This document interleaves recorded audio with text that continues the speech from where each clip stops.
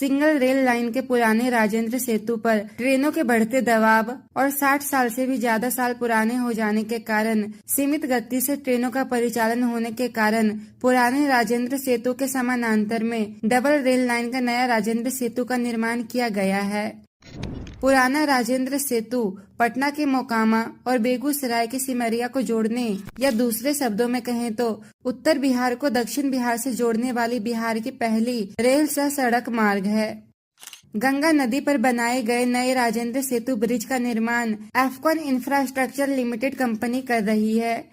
इस नए ब्रिज के बन जाने से ट्रेनों के परिचालन में बेहतर सुविधा होगी, क्योंकि जहां पुराने ब्रिज पर सिंगल रेल लाइन होने के कारण दूसरी दिशा से आने वाली ट्रेनों को लंबा इंतजार करना पड़ता था, वहीं नया डबल रेल लाइन का ब्रिज होने के कारण एक साथ दोनों दिशाओं से ट्रेन का परिचालन हो सकेगा, जिससे यात्रियों की भी समय की बचत होगी।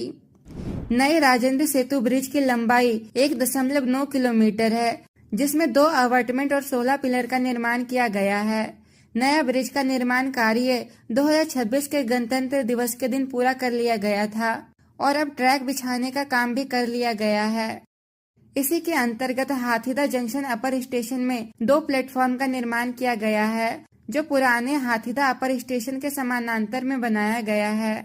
हाथीदह जंक्शन अपर में 2 प्लेटफॉर्म और 3 ट्रैक का निर्माण किया गया है।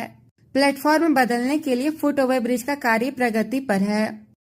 वर्तमान समय में अब सिग्नलिंग, इलेक्ट्रिफिकेशन, ट्रैक पॉइंट और हाथीदह अपर स्टेशन के प्लेटफॉर्म के फिनिशिंग का कार्य मुख्य रूप से होना बाकी है।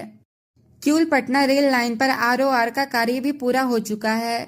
पुराने राजेंद्र सेतु से पहले बने इस आरओबी को सड़क मार्ग के लिए बनाया गया है।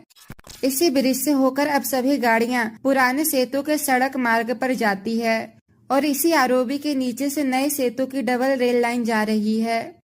नया राजेंद्र सेतु सिर्फ डबल रेल लाइन का ब्रिज है, इस पर कोई सड़क मार्ग नहीं बनाया गया है।